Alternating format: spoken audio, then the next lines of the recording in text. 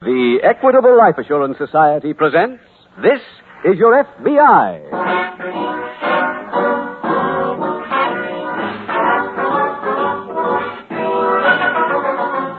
This is Your F.B.I., the official broadcast from the files of the Federal Bureau of Investigation. Presented as a public service by the Equitable Life Assurance Society of the United States and the Equitable Society's representative in your community.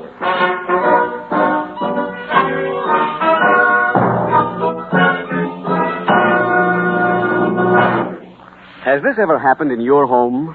You're sitting listening to the radio when... Yes? This is the Radio Checking Bureau. Is your radio turned on? Yes, it is. What program are you listening to, please? It's This Is Your F.B.I., just starting. Do you know who sponsors that program? Sure I do. It's the Equitable Life Assurance Society. I listened to the Equitable program last week and heard about the fact-finding chart for fathers and mothers. My Equitable Society representative brought me a copy, so naturally I know that This Is Your F.B.I. is sponsored by the Equitable Society. In about 15 minutes, I'll be back with full information about the Equitable Society's fact-finding chart for fathers and mothers.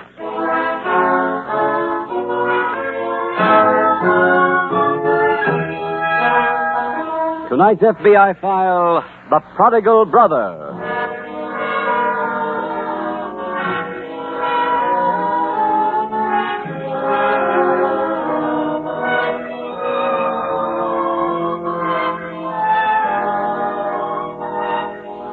The Federal Bureau of Investigation is an organization composed of men who have studied crime from every angle.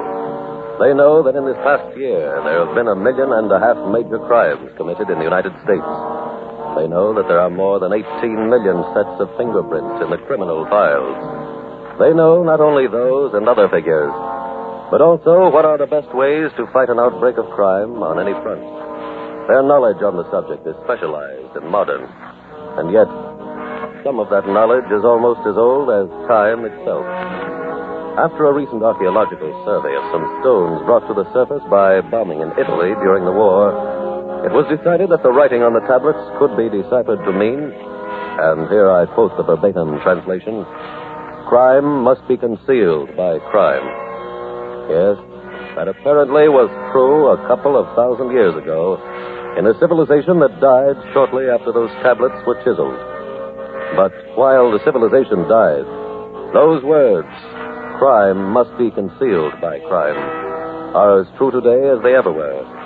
The clothes, the speech, the habitat of the criminal may change, but down through the ages, the basic ingredient that has characterized the professional lawbreaker has been a consuming greed that drives him on and on, so that once started, he stops at nothing.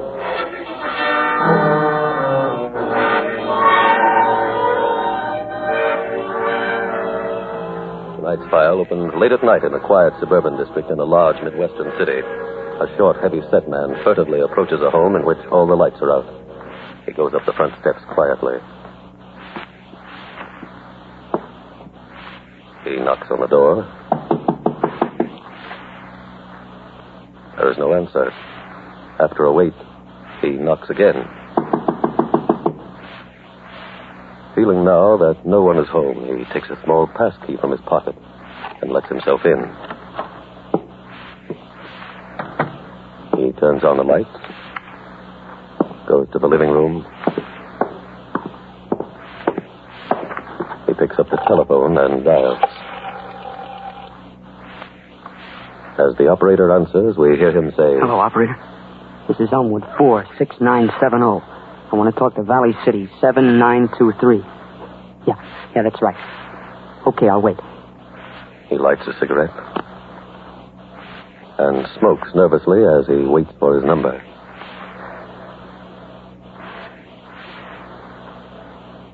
Hello, Pete. Hello, it's Pete Anderson there. This is George Newberry. Yeah, we got separated. Okay, Pete will call you. When he does, tell him he's got to call me at Elmwood 46970.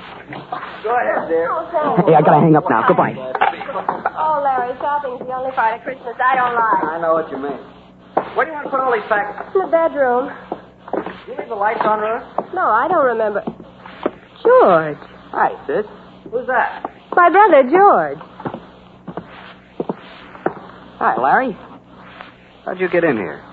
Your door was open, so I walked right in. George, I didn't know you were in town. I just got in. Came right over here. That's nice. You don't say that like you mean it. I didn't.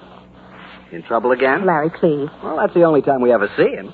Well, that's a nice attitude to take after I go to all this bother. What bother? To spend Christmas with my sister. That's right, Larry. You mean you want him here? For the holidays, yes. Okay. Thanks, Larry. Merry Christmas.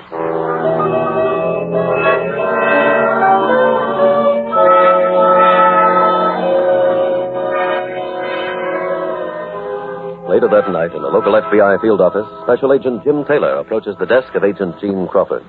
Hello, Gene. Hi, Jim. Been waiting for you to get back. Why? What's up? The SAC just assigned us to work together on a new case this time, and time is an important factor for us. You know a little town called Thomasville across the state line? Well, yes. It's right on the lake, isn't it? That's right.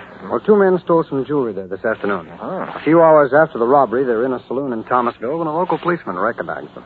They tried to arrest them. One of the men took a bottle from the bar and broke it across the policeman's head. Well. The two men separated. One of them drove away in a car.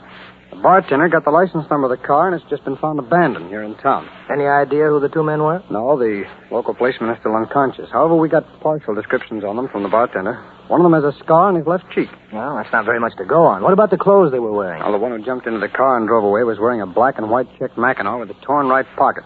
Oh, he's the one who had the scar on his face. Any other leads? Well, possibly one. What's that? The pieces of the broken bottle. They were shipped by air to our laboratory in Washington. Well, we won't get any word from them until tomorrow at the very earliest. That's right. However, if these men were willing to assault a policeman in broad daylight, they must be pretty desperate. Yeah, I'll go along with you on that, Jim. So we'd better start our search right now and hope we capture them before they try to murder anyone else.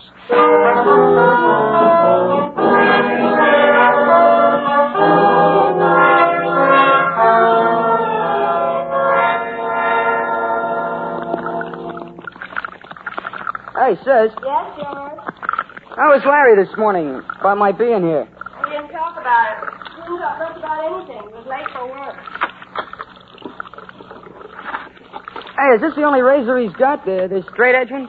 Yes. Yeah, this will be quite a shave. I haven't seen these since that one Pop used to have, remember? Uh-huh.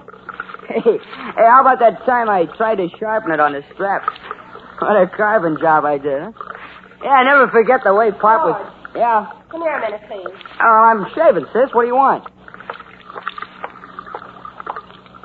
I was just making your bed. I found this under the mattress. This gun. Oh. What are you doing with a gun, George? I can explain, sis. You are in trouble, aren't you? No. Well, then what are you doing with a gun? I used it in my work. Your work. The last job I had was a night watchman. George, are you telling me the truth? I swear to you I am. Well, I'll show you the permit for it afterwards. It's inside my wallet. Well, you better not let Larry see this. Oh, well, look, sis, if you want, I'll get rid of it, I wish you would. Okay. Hey, just as soon as I finish get shaving. it. Hello? Yes, just a moment. George, Yeah. it's for you. It's a man named Pete.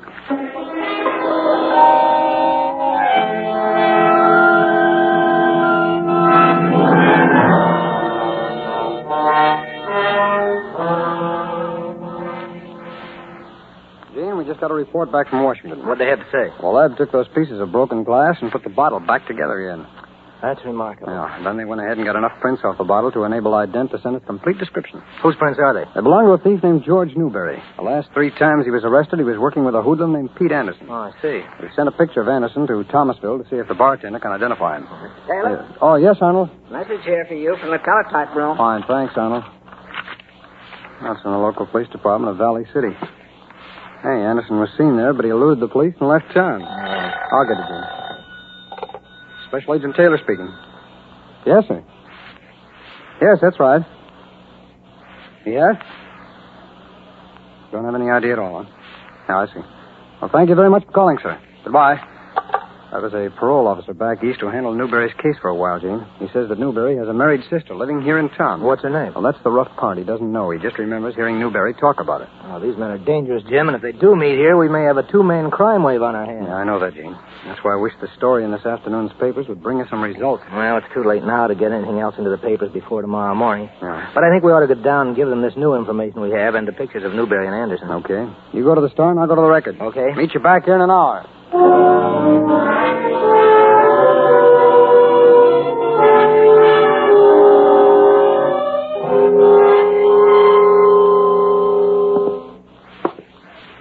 Larry, don't you want to help me pin the tree? Just a minute, Rose. What are you doing? I'm looking for that Mackinaw George was wearing when he came here last night. Oh, I hung it right there in the closet. Where? Oh, I see. Torn right pocket. Smells of whiskey. Larry, what are you talking about? There's a story in tonight's paper about a man the police are looking for. Well, what about him? When he was last seen, he was wearing a black and white Mackinaw with a torn right pocket like this one. Hit a cop over there with a bottle of whiskey, and some of the whiskey splashed over the Mackinaw. I think the man they're looking for is George. The paper also says this man has a scar on his left cheek. Oh, sure, lots of people have scars. Ruth, I'm going to call the police. No, don't. You want me to cover up for him? Well, I think it's only fair to let George explain. All right, get him in here. Oh, I will. George? George? Yeah, what do you want? Could you come in here for a minute, please? Yeah, sure. What do you want, sis? I'm the one who wanted to see you, George. About what? There's a story in tonight's paper that the police are looking for a man who was last seen wearing a black and white Mackinaw with a torn right pocket. Well? It also says the Mackinaw smells of whiskey, and the man they're looking for has a scar on his left cheek. George, it isn't you. Of course not. I don't believe you. Are you calling me a liar? I'm not calling you anything, George. I'm going to let the police see if you're the man they want. You're not calling any police. Yes, I am. Stand still. Put down that gun. Sorry, I can't go along with it. George, there aren't any bullets in that gun. Huh? I took them out this morning when I found it. Is that really true, Ruth? Yes. Oh! Larry, don't hit him again, please. I won't. Come on, get up, you cheap punk. We're going to the police. Now, give me a chance, will you, Larry? No. But I promise you that... Start walking toward that front door. Go on, move. All right. You wait here, Ruth. Now, walk in front of me. Where you going? Pete. What's the trouble? This guy's taking me to the cops. Who are you? I'm a friend of his. Now turn around, mister. Go back inside.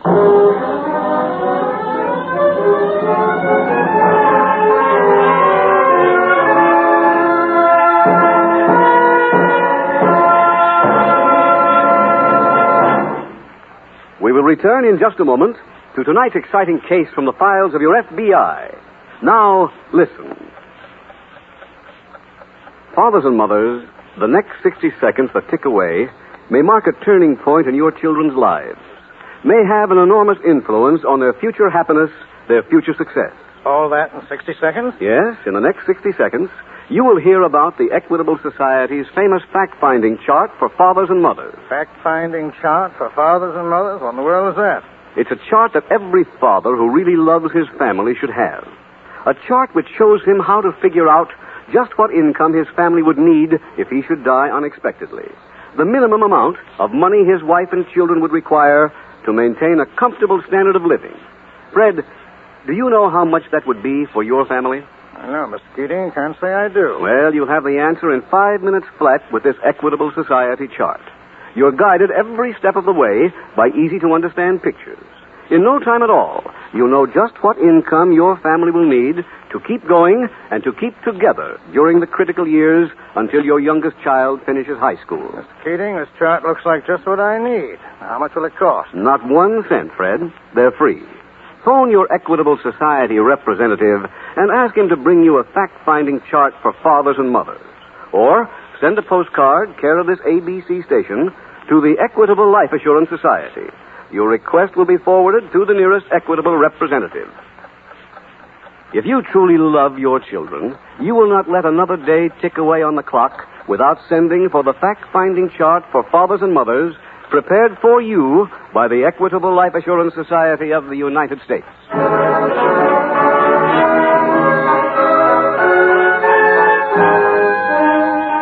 And now back to the FBI file, The Prodigal Brother.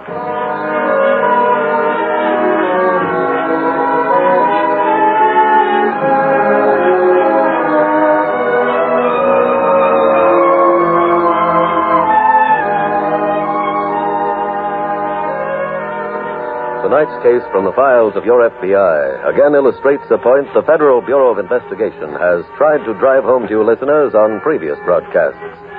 A point which it will continue to try to impress upon you, because without your acceptance of this fact, you cannot begin to understand how to help fight the crime wave. You do not owe any loyalty to any criminal, nor are you under any compulsion to be fair with him, because he does not accept loyalty or fair treatment with any idea of returning the same to you. If you have any notion that anyone you know, be it a relative as close as the one in tonight's case or not, is a criminal, you have only one course of action open to you. That course of action is not one which is motivated by lofty ideals of your duty as a citizen to your fellow citizens. Instead, it is motivated by self-preservation. For only by doing the one thing within your power can you assure yourself of safety. That one thing, that single step which should be taken without any delay, without your holding your own version of a fair trial, is pick up your phone and call the local police.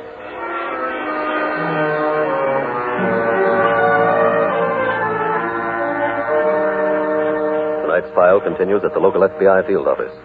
Oh, I'm sorry to have kept you waiting, Gene. When I got back to my desk, there were a couple of messages there for me. That's all right, Jim. I just returned them in to go myself. Oh, well, one of the messages was from police headquarters. Oh? Pete Anderson was seen by a local policeman out in the Sheridan Heights district. How long ago? Within the last half hour. Anderson pulled a gun, shot the policeman, and got away. Again, huh? Yeah. You know, we've got to assume now that this was their rendezvous point. No question about that. Oh, the other message I found was from Newberry's old parole officer. Could he give you anything else on Newberry's sister? Only that her husband is an accountant. No, that's not much help. No. I was hoping we'd raise something on that story in the papers. Yeah. No. We've been on this case since 11 o'clock last night. That's 19 hours. We don't know much more now than when we started. I just came in on the teletype a few minutes ago for you, Mr. Taylor. Thanks, son. From the Philadelphia office, Gene. They've checked Newberry's old neighborhood. Did they find anything? Now, one of the neighbors remembered that Newberry's sister's name is Ruth, that she's married to someone whose first name is Lawrence. Well, that's a lead, Jim. Yeah, come on. Let's get to work and start checking.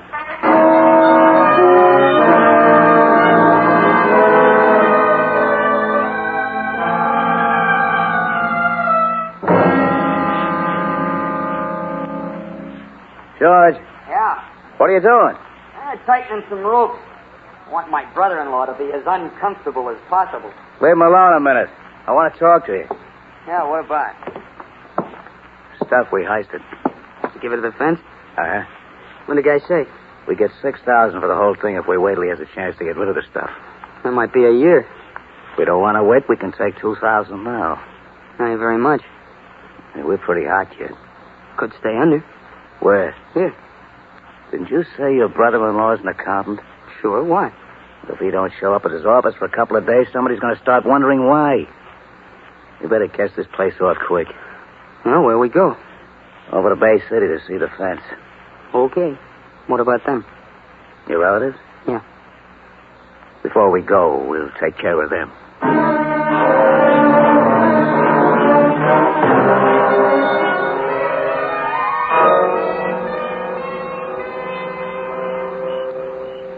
This is the place, Gene. You cover me, huh? Okay, Jim. You got the search warrant, haven't you? Yeah, it's right here in my pocket. Might need it. No lights on. Well, we know this is the right place. This has to be Newberry's brother-in-law. Well, I think we'd better use our search warrant. Hey, front door's unlocked. Oh, come on, let's go in. Okay, Jim. Hey, where's that switch? Ah, here. Now, let's take a look in this room on the left, huh? Okay. There's the kitchen on the other side of the hall. Doubt if there'd be anybody in there in the dark. I wouldn't think so. Well, the bedrooms are probably down here in the back. Let's take a look. Not much sign that anybody's here, Jim. No, there isn't. Pretty quiet. Hey, Gene. Gene, there's somebody in here. Jim, look there. Yeah, I see him. Come on, the hands and feet are tied. Get the gags off first, Chief. All right, now take it easy, mister. All right, man. Just hold still and get this knot untied. All right, there we are. Oh, thank you. All right. I've got the mister. Thanks. Are you all right, Ruth? Yes, dear. What's your name, Dillon? That's right. We're special agents of the F.B.I. Oh, Mrs. Dillon, have you seen your brother, George? Well, He was here. He and a friend of his are the ones that tied us up after they argued for a while whether to kill us or not. How long ago did they leave? About a half hour ago. Would you have any idea where they went? I heard my brother-in-law say they were going to Bay City. Any specific place there? No, sir. I'm sorry, but that's all I heard. Jim, there's only one road between here and Bay City. Did they have any transportation? Yeah, I heard him drive away from here in my car. What kind of a car is that, Mr. Dillon? It's a 1942 Chevrolet sedan, black. Gene, let's call up and have a roadblock set up between here and Bay City.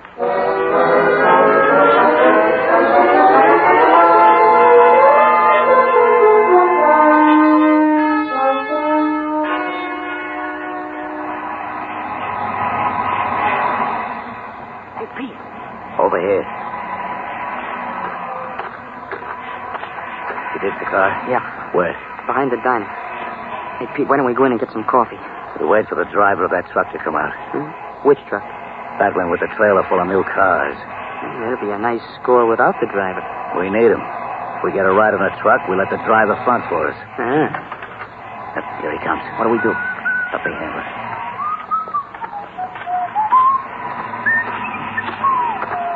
Hey, Mike. You talking to me? Yeah. Can you give us a lift? I'm sorry. It's against the rules. This gun says we ride with you. Then I guess you do. George. Yeah, what? The bunk inside the cabin back of where the driver sits. Climb into it. Okay.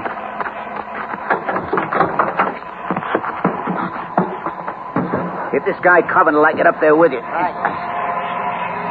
We want you to turn around, Mac. Head for Bay City.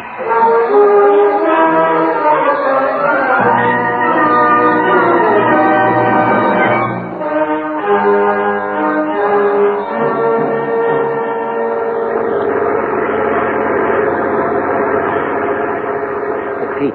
What? What's that down the road? Looks like a roadblock.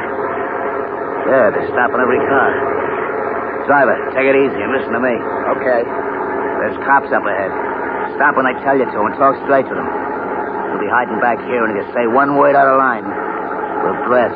Okay, mister. You better stop.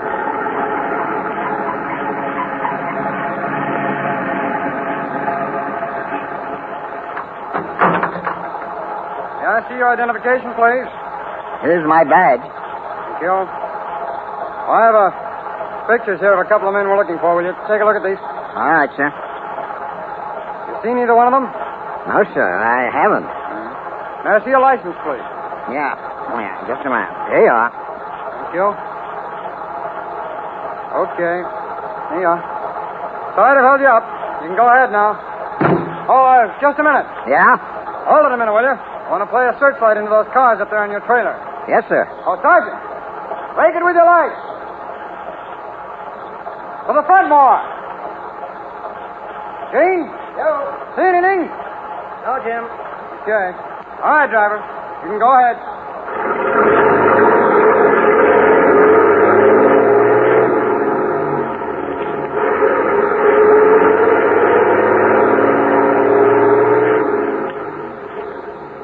Must have been G-Men.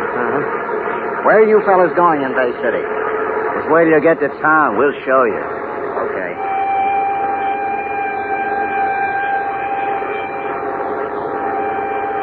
Hey, you hear that? Yeah. Pull it over. What'll I do? Pull over. Stop. Okay.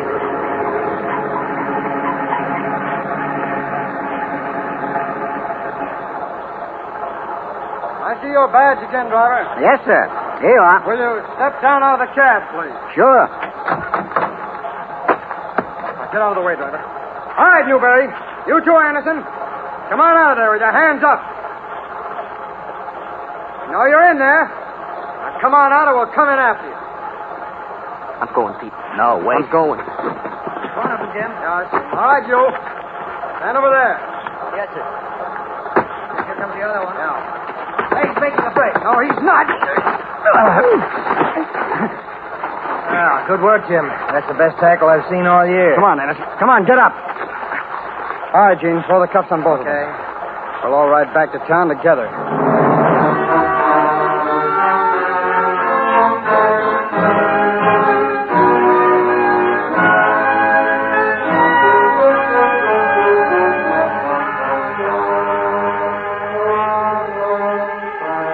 George Newberry and Pete Anderson were turned over to the state for prosecution and given the death penalty for the murder of a policeman.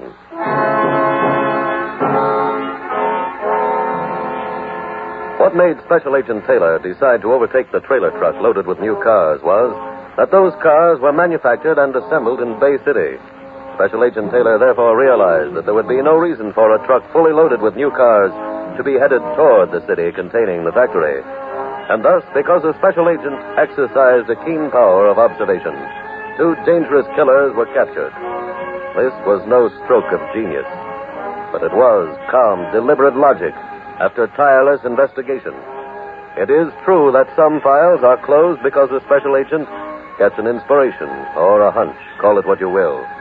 But it is even truer that the great majority of solutions are reached because of logic and hard work. For those 2 are the most deadly weapons in the arsenal of every special agent as he proceeds in the never-ending fight against crime.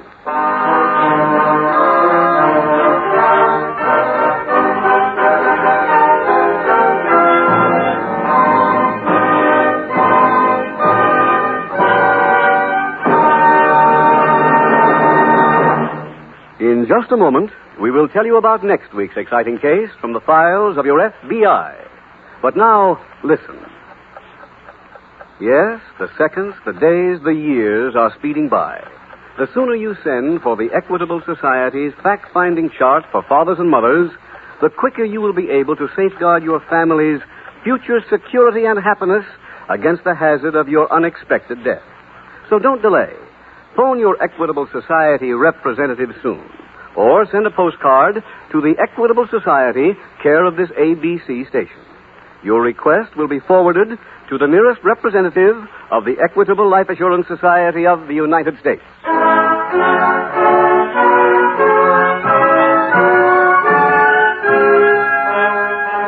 Next week, we will dramatize another case from the files of the Federal Bureau of Investigation.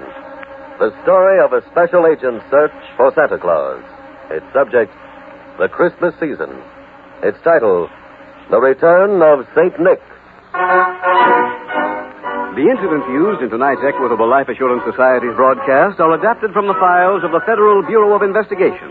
However, all names used are fictitious, and any similarity thereof to the names of persons living or dead is accidental.